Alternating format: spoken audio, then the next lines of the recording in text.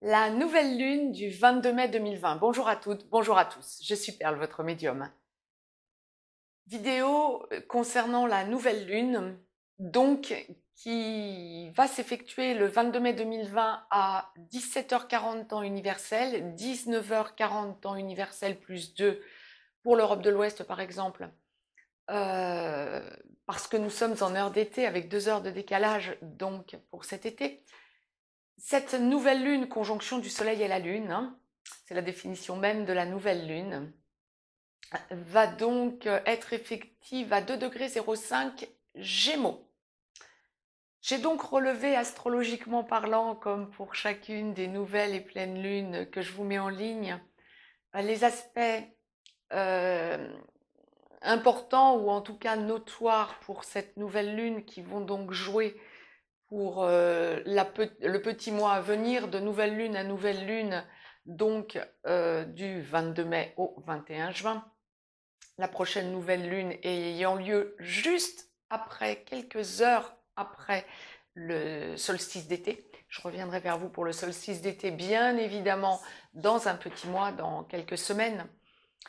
Et donc, j'ai noté les aspects notoires concernant cette nouvelle lune, donc du 22 mai. Il y a une conjonction Mercure-Vénus qui n'est pas exacte, qui est à peu près 2 degrés en Gémeaux, Mercure étant le maître des Gémeaux. Mais si je vous l'ai noté, certes, parce qu'à 2 degrés, ce sont des planètes rapides, hein, les planètes les plus rapides, mis à part la Lune, mais si je vous l'ai noté, c'est aussi parce que cette conjonction aura lieu entre le 18e et le 20e degré des Gémeaux, et que Vénus est rétrograde jusqu'au 25 juin et que Vénus est sur le 20e degré, ce qui fait qu'elle revient, cette planète revient vers Mercure et donc la conjonction sera exacte le 23 mai. Voilà. Donc je tenais à vous le signaler de façon à ce que vous ne soyez pas étonnés, que nous soyons directement impactés par cette conjonction, et ceux qui connaissent leur thème astral, ils verront un intérêt à voir un petit peu s'il y a pour eux un aspect notoire entre cette conjonction Mercure-Vénus et leur thème ou natal ou de révolution solaire ou autre, révolution lunaire, etc., etc. Direction secondaire, direction symbolique, direction primaire, etc. en astrologie occidentale. Voilà, c'était le petit point astrologique. Bien. Autre aspect notoire, il y a Neptune, qui est toujours en Poisson, c'est une planète lente dans son domicile, qui sera en carré à la conjonction Mercure-Vénus, donc sur le 20e degré des Poissons.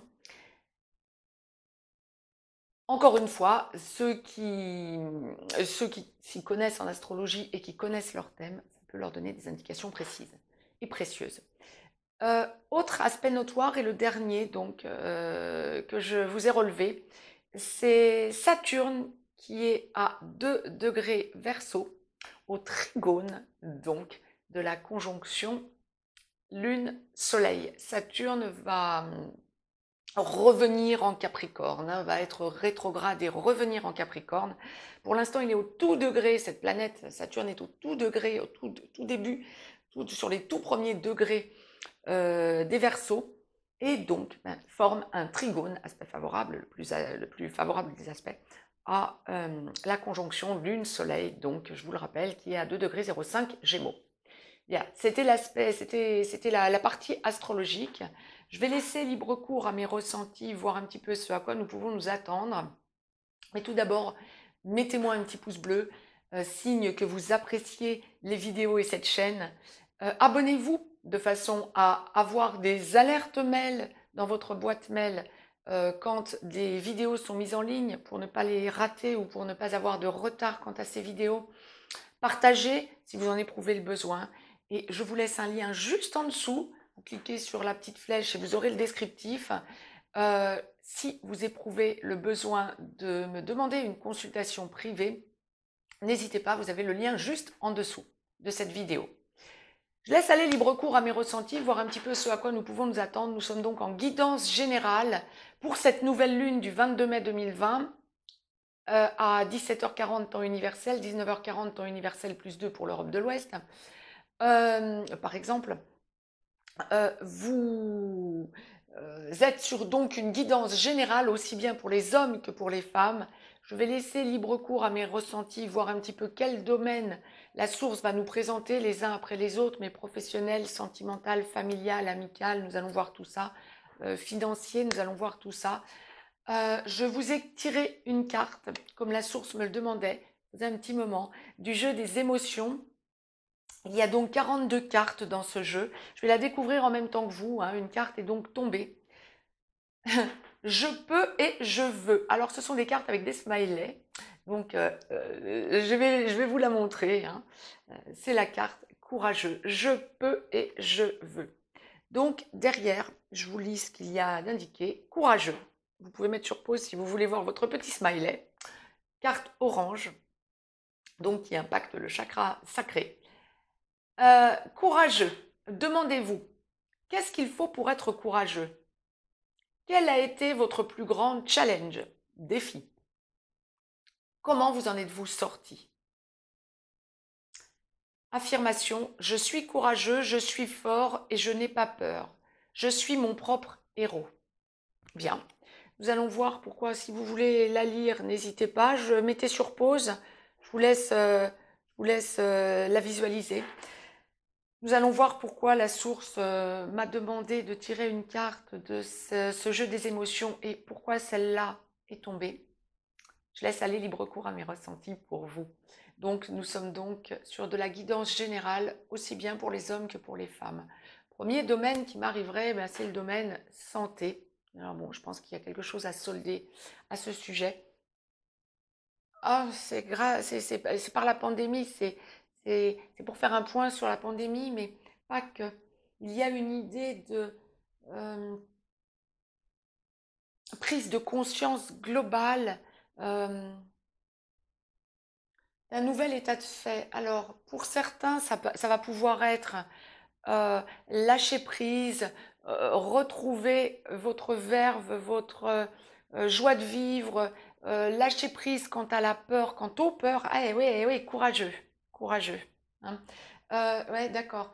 Et puis, pour d'autres, ça va être trouver un mode de fonctionnement probablement nouveau, mais avec beaucoup plus d'aisance, beaucoup moins d'appréhension, beaucoup plus de recul par rapport à toutes les peurs qui nous sont générées depuis maintenant plusieurs mois.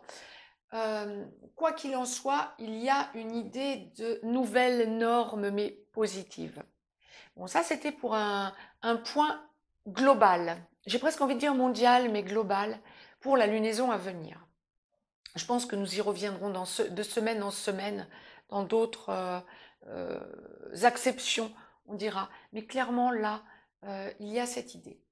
Deuxième chose, donc le domaine qui va être impacté maintenant directement va être le domaine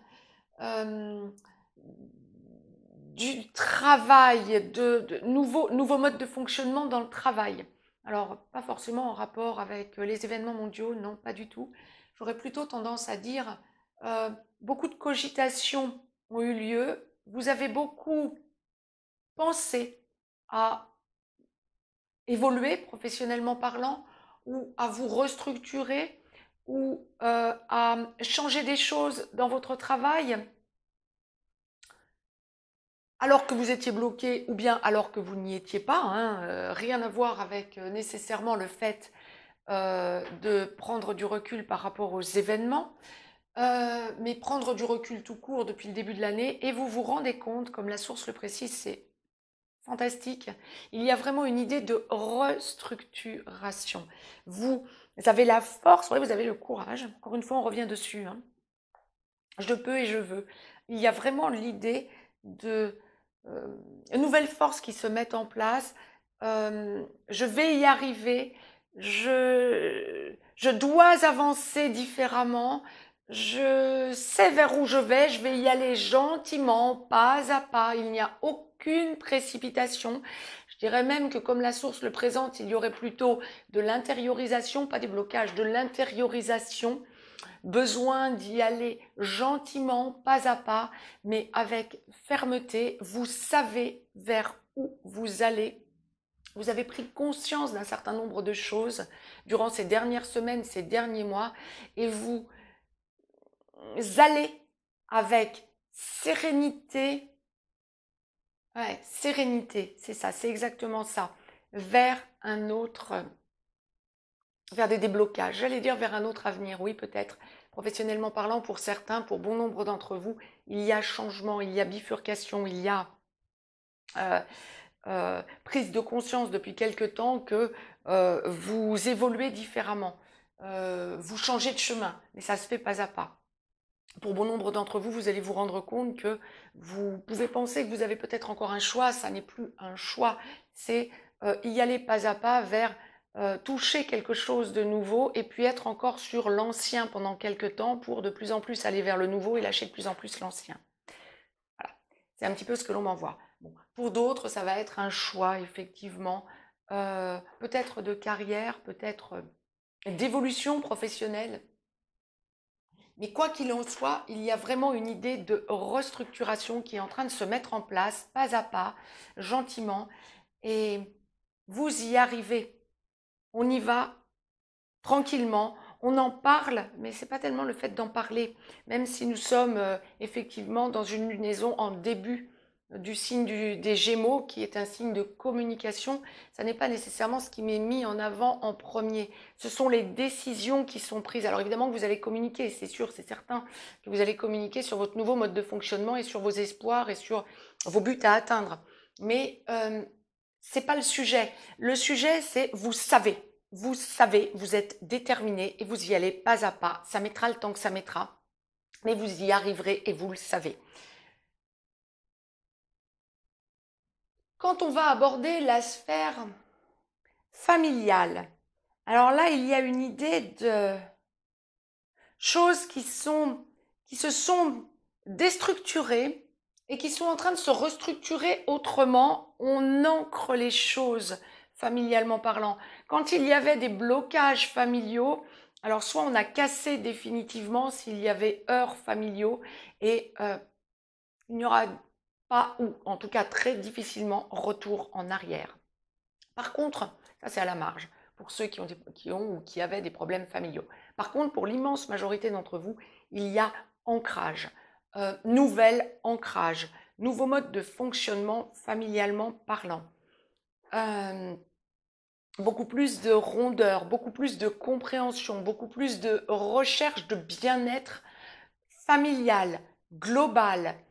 Là encore, communication, ouais, mais il y a plutôt des affirmations dans cette communication déjà passée. On va à ce que l'on a décidé de faire.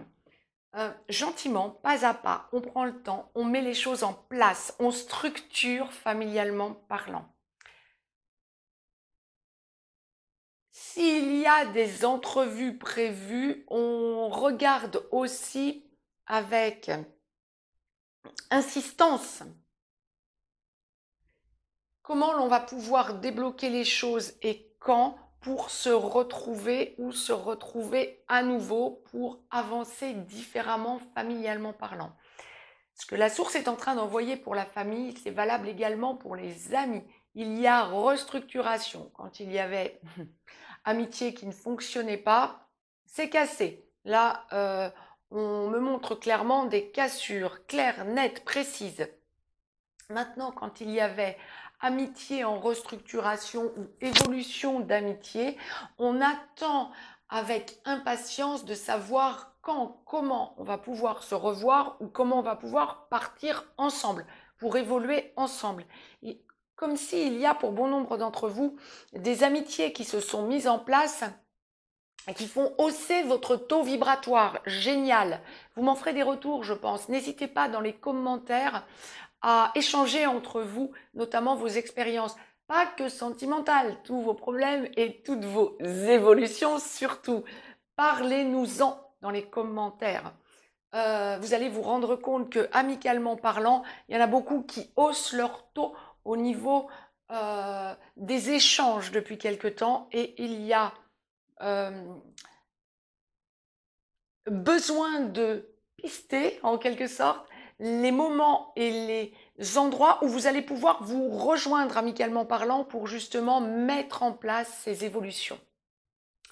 Lorsque l'on aborde la sphère sentimentale, c'est ce que l'on m'envoie maintenant, la sphère sentimentale, des choses ont été prises. Alors, ce qui ne fonctionne pas, il y a cassure. Mais alors, dans les semaines qui viennent, de cette nouvelle lune du 22 mai à la nouvelle prochaine lune du 21 juin, ce qui ne fonctionne pas, il y a cassure. Prise de conscience et acte dans les cassures. Ah, courageux? Ouais, je peux et je veux.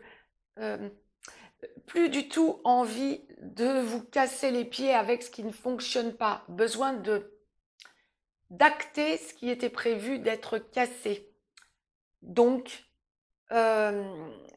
scission, cassure de ce qui ne fonctionnait pas sentimentalement parlant, ou blocage dans les foyers. Par contre, il y a restructuration et avancée énorme. On me montre le courage, l'envie de construire, le besoin de savoir où l'on en est exactement quand il y a eu éloignement, quand il y a eu, probablement à cause du confinement, le déconfinement passant par là, besoin de savoir où en est l'autre et besoin d'aller autrement vers l'autre. Grosses évolutions, que ce soit dans les relations sacrées, âme sœur comme flamme jumelle, ou que ce soit dans les relations traditionnelles, il y a vraiment restructuration. On y va gentiment, aucun énervement, prise de conscience, éclairage nouveau. On avance pas à pas, on avance sereinement, mais on avance. Le passé est dépassé, on s'en charge, plus du tout envie de reproduire les mêmes choses, besoin de montrer les nouvelles personnes que vous êtes, besoin de montrer votre évolution intérieure. Juste fantastique, il y a vraiment de grosses évolutions quand on va aborder la sphère sentimentale. On se détache de ce qui ne fonctionne pas, on va vers ce que l'on essaie de montrer comme nouvelle personnalité. C'était les messages que la source m'envoyait de vous transmettre pour cette nouvelle lune. On m'a demandé de vous tirer une carte du petit oracle des anges, voir un petit peu ce à quoi nous pouvons nous attendre au niveau des énergies angéliques pour cette nouvelle lune. Donc, jeu de cartes de 55 cartes de Tony Carmine Salerno. Je vous en ai tiré une et deux sont tombées, que je découvre en même temps que vous sur les 55 cartes. Anxiété. Nous t'entourons de la lumière de guérison de l'améthyste. Prends une profonde inspiration et respire cette magnifique lumière violette. Sens ton anxiété s'envoler.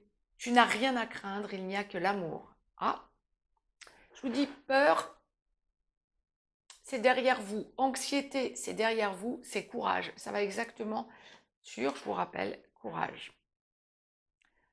Donc, mettez sur pause si vous voulez lire ou relire cette carte.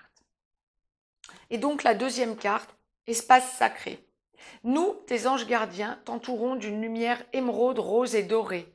Oublie tes soucis et tes inquiétudes et entre dans l'espace sacré d'amour et de guérison. Eh bien, décidément, on va être guéris.